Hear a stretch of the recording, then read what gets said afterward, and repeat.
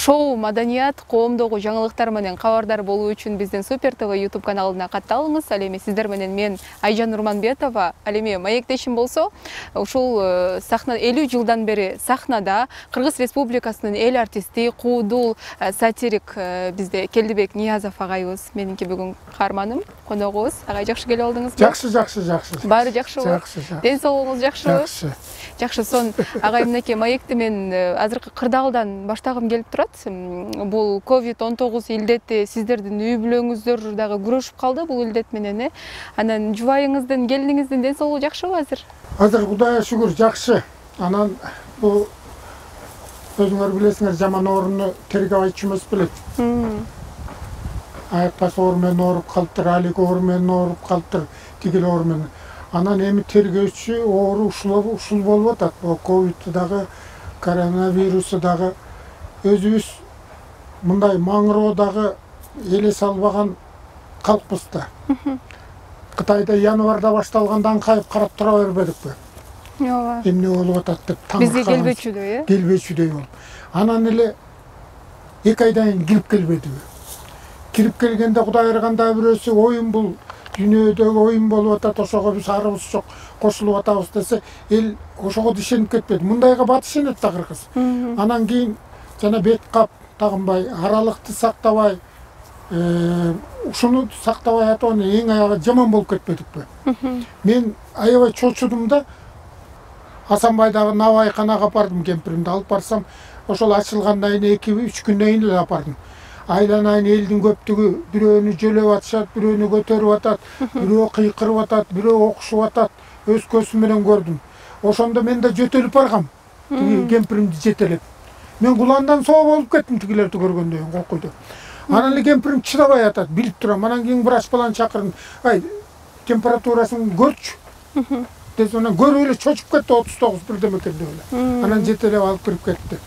Анан эми ошондо мен баамдадым да, бул илдет, апат дейбизби, бул оору адамдын баарынын, биз эле эмес Кыргыз, дүйнө жүзүндөгү адамдардын баары бирдей экенин эскертип койду. Тиги жерде баягы колунда баары деле жүрөт. Аттарын деле айтпай эле коеюн. Бирөөсү апасын жетелеп жүрөт, бирөөсү келинчегин жетелеп жүрөт. Баары эле бирдей. Чочуган нерсе Кудай 3 жерден бир жакшылык болуп кетсе экен деп. Анан бул илдет ошентип баарыбызды теңеп койду. Жакшы, демек азыр учурда жакшы жубайыңыздын абалы. Жакшы эле болуп кетти. Жакшы болуп кетишти. Ооба. Андан кече жакында эле Соң көлгө барып келипсиздер, үй бүлөңүздөр менен айтып калбадыңызбы кадр сыртында жаратылыштагы? 10 класста окуган неберем бар. Анан туулган күнүнө жанагы момдайды подарок этишиптир. Камераны тарткан камерасы бар. Анан Ысык көлдү барып тарт десек болбойт. Ысык көлдү канча жолу көрдүм, анткени чоң энеси Ысык көлдөн да. Анан тигиндей мындан Соң көлдү көргүм келет деп. Анын атасы ода берип коюптур, анан могул өтсүн деп анан кичине өтүп калды. Анан байгүн эле 2-3 күн болду барып келдик. Баргандан жаап атат, жаан тимеле айланайын шорголойт. Кар бир жагынан, мөндүр бир жагынан эптеп бир боз үйгө кирсек, баары эле боз үйүндө корголоп отуруптур. Анан таанып чайын берип, анан ошолор айтып атпайбы? Келдибек байке, бул жаратылышты да таарынтып алганбызбы дейт, жаратылышты дейт. Бул өзгөчө мамиле кылып атат быйыл дейт Соң көлдө. Мындай болгон эмес дейт. Азыр карап турсаңыз дейт, бир кара булут каптап келип эле Соң көлдүн үстүнө айланып калганда кечки 8-дей болуп калат дейт. Биринчи күндөрдө мал караң кирген экен деп куюлуп түшүп келчү дейт. Азыр көнүп кал дейт, күтүп турат дейт, ачылат деп. Анан ушинтип, анан туристтердин баары келбей калган дейт. Ушундай болду. Бул жаратылыш да ушундай болуп атат быйыл деп, ошолор мына өз көзүм менен көрүп, угуп келдим. Анан сары кызыл кастар жүрөт. Доңкойгон жээгинде тим эле ушундай сонун көрүнөт экен, балапандарын ээрчитип жүрөт да. Ушул киши жок болгондон бул байкустар да келип, жээкке уялап, жээккеден мына быйыл чыгарышты дейт. Бул деле адам тийбесе, булар деле жакын болот экен дейт. Мына боз үйдүн эле ар жагында бойпоңдотуп ээрчитип кетип баратышат. Индиядан келген кас дейт, ушул бизге гана келет экен, Соң көл менен Чатыр көлгө. Анан жанагы неберем, ошо жагы жакшы болду, бүт тартып алды ошонун баарын. Анан карантинде эмне кылдыңыз? Башында сакал мурутуңузду өстүрүп, чачыңызды алганыңызды да билебиз. Эме биринчи карантин болбоду. Март айларынын аягында. Ойлонуп отуруп, эч жака чыкпагыла деп эле чалып атышат. Министерстводон чалды, эч жака чыга көрбөгүлө деп. Анан эмне кылам деп турган ойлосом бир 10 жылдан ашып кетиптир чачымды алган. Чачымды өзүм эле эч кимге айтпай туруп эле кырып таштадым. Эми кырганда өзүм биринчи жүрөгүм түшүп, андан кийин анан көндүм. Башымдын териси согуш талаасында экен. Тырыш эле. Ба чачым менен эле билинбей жүрүптүр. Анан ошол кырган күндөн баштап сакал муртты өстүрүп таштадым. Чачты эс алсында өстүрдүңүзбү же өзгөрүү болобу жан дүйнөдө да мен? Жок, ошондой да кылдым. Ошол чач менен кетсинчи баары дегендей адам болдум. Өзгөрүү да болсун дедим. Анан сакал муртты өстүрсөм мактанбайын, Кудай эргенде кооз сакал мурт чыгат экен. Анан ал деп, албай жүрө бердим, болду, унчукпагыла деп. Анан карантин алынгандан кийин деп жакшы тилек менен мына ушунун баары менен кетсин деп алып койсом, андан бери канча дагы 1-2 ай келетпайбызбы. Кызыктуу нерсе да. Кызы атасына чалат экенде телефон айылдагы. Ой, ата кандайсыңар? Я дей берет да. Ой, кандайсыңар? Ой, COVID-19 кантип сактанып атасыңар десе, ой, көгүт жок дептир. Көгүт жок атасына отурайын. Ал малды талап, ары бери өткөндөрдү каап, көчө жаман апаңды каап, анан бүгүн ит атардап келип аттырып таштадым. Болду, унуткула, көгүт жок деп. Ой, эмне деп атасыз? Эмне кылып атасыңар десе. Ой, кырбай сүйлөчү, эмне кылмак элек? Жана бир оору жайылып келди дейби, эмне оору экенин билбейбиз. Айыл өкмөт айтты, бет кап тагынгыла, кол кап кийгиле, аралыкты сактагыла. Деди, ошону сактанып атабыз десе. Болду ата, ошону сактана бергиле деп. Бул кадимки эле өзүңүздүн кызыңыз менен болгон диалог окшойт, Жок, эми тиги айылда телефон менен сүйлөшсөң айтып атпайбы. Карындашым бар, Гүлүпа деген. Менден 2 жаш, 3 жаш кичи. Ошол айтып атпайбы. Айбайке, кайсынысы жайылып келди деп. Кайсы оору деп. Эмне болду десем. COVID-19 деп бирөө айтып атат. Коронавирус деп бирөө айтып атат. Пандемия деп бирөө айтып атат. Эми пневмония деп атат. Кайсынысы өтө опасный болуп жайылып келип атат. Карабасың, айылдагылар 4-өнү 4 бөлөк кабыл алып атыптыр да, улам бири келип бири кетип аткандай эле карабасың.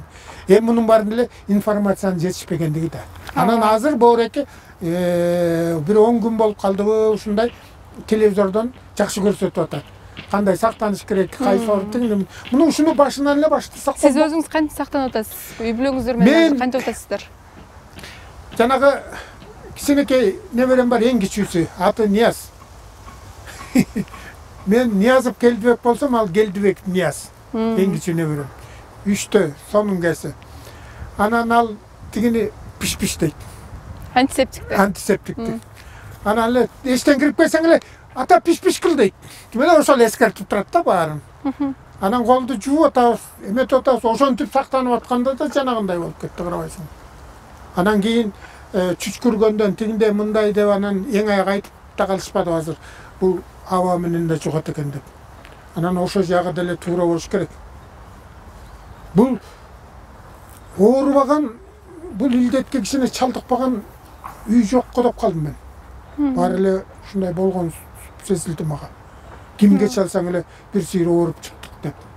Анан дагы сиз мынакей үй бүлө мүчөлөрүнөн ооруп, анан ооруканага барып калдыңыз да, анан азыр учурда ошо интернет булактарында маалыматтар, ар кандай маалыматтар жазылып атпайбы? Мисалы, дары-дармектер ооруканаларда жетишсиз болуп атат, келгендерди жакшы кабыл албай атат, кезектеп туруп калгандар көп болуп атат деп, анан сиз өзүңүз көрүп кандай болуп атат? Бул кандай деп айтсам, көрө албастардын деле бир чыгарып атканы го дейм. Мен тиги кемпиримди алып бардым деп атпайбы. Силердей болгон татынакай балдар, кыздар, жанагы мет эмеси менен барлар, жанагы волонтер болуп келишкендер. Тим эле чуркап, жөлөп, жардам берип, тер кеткен өзлөрүнөн да, жанагы каскасынан тер агып атат. Ошого кайыл болуп чуркап жүрөт. Анан тамак алып келип атпайбы? Тамак алып келди ошол кезде. Тамак алып келсе айтып атпайбы? Меникин тек эле коюп кое турчу. Мен азыр 2 жерде тиги капельницада бар, ошолорду эме кылам деп. Эми карабайсың, эми бул адамбыз да. мен кемпирим айтып атпайбы. Бирөө капельница сайып туташтырып кетсе, андан кийин кызым эле кызым деп акырып атат дейт, туалетке барбай калып турмун деп. Карабайсыңбы? Эми ажерден ошол жерден көрөм, анан жанагыга мен ишенбейм, өз көзүм менен көрдүм. Кое тургула, ана мына деген сөз уккан жокмун. Тим эле чуркап келип, жөлөп, таяп алып кирип атышат. Улам тияктан чыккандарын алып келип, көлөккөгө отургузуп атышат. Бу жерде дагы баспаңыз, 15 мүнөт отуруңуз деп. Айланса болот, ошону иштеп аткандарга. Анан эми көрө албастар, жанагы бул оюн дегендей болуп кетпедикпи? Ошол чыгарып койсо, кыргыз ошондой жагын бат ийип кетебиз да. Ушул анан жакшы. врачтарга жылаңач эле төшүбүздү тосуп турбуз. Эчтекебиз жок экен да көрсө. Бүт эле эми келип атпайбы? Эми келип атат, тиги кычкылтеги деле эми кетип атат, маска тигинин баары эми келип атпайбы? Жайнап. Мурун жөн эле жылаңач эле тоскон экенбиз. Ооба. Агай мынакей 70ке таяп калбадыңызбы, Анан өзүңүз дагы айтып калдыңыз, 60 жашка толгондо, ушундай эле өзүмдү сергек сезип атам го деп ойлогон элем. Анан 65ке чыккандан кийин кичине өзгөрүү болду депчи, азыр кандай болуп атат? Эми мындай да, бул эми жараткан өзү карабайсыңбы? Ошол 60 деп. Тиги жашты ошол жерде 60 деп. Эми 6 дегенден ар жагында мыш дегенде сөз туруп атпайбы, карабайсыңбы? Мыш дегенде сөз туруп атат. Анан мен өзүмдөн баштасам 60ка чыккандан кийин деле бир 2 айдан кийин эле тишим өзүнөн өзү түшө баштап атат. Тишим бүтүн болчу. Өзүнөн өзү эле түшө баштады. Дедим. Анан чачтын агарганы көбөйө баштады. Дедим. Анан я деген сөз көбүрөөк айтып калдым. Каңырыштай болуп. Кулактан. Кулак. Анан көздүн эмеси кээде бир тетиги якты тумандап кетет деп. Анан билгиспей 60-ың ушундай турбайбы деп жүрүп, анан 65тен өткөндөн кийин мындай өзүң эле эме болот экен. Туруп эле бир нерсени пландаштырып, ушуну кылам десең, ошону кылбай каласың, анан кийин эстейсиң. Кудай ырбады, тигини кылып коеюн деп едим беле деп. Анан көрсүшүнтүп кетип, анан кийин 70. Карабайсың, анысы да бар. Анысы деле жакшы эмес, миш. Анан ошол 60тан 70 деген өзү бууреки 90 жаш, 100 жаш, андан ары айтпай эле коет. Ушул жаштардын подготовительный курсундай сезилет экен да. Эгер ушул мыш менен миштен жакшы өтүп кетсең, тиягын кичине илешип аргыдайт экенсиң да. Анан ушундан караш керек экен. Эми караганда эле эмне бизге ошол кыймыл аракет көбүрөөк, көңүлдү чөгөрбөй күлдүрүп атышпайбы. Саламаттык сактоо министринен айтып да, дары жок болсоң да элдик ыкма деген эмне, ошон кандай дарылансак болот десе, министр чеснок жегиле дептир. Канча десе, каалагандай жээр бергиле деп. Эмнеге десе, аябай көп жесең, сага 5 метрге жакын киши келбейт деп. Ооба. Тамашалар чыгып калып атпады, ооба. Жакындарыңыз аман болсун, ден соолукта болсун, буйруса өзүңүз эле маектин башында айткандай бул кырдаалдан аман эсен чыгып кетели. Аман эсен чыгып кетели. Ал эми Супер ТВнын жалпы көрүүчүлөрү сиздер менен мынакей Кыргыз Республикасынын эл артисти Келдибек Ниязов ошондой эле. Мен аты жөнүм Айжан Нурманбетова болду.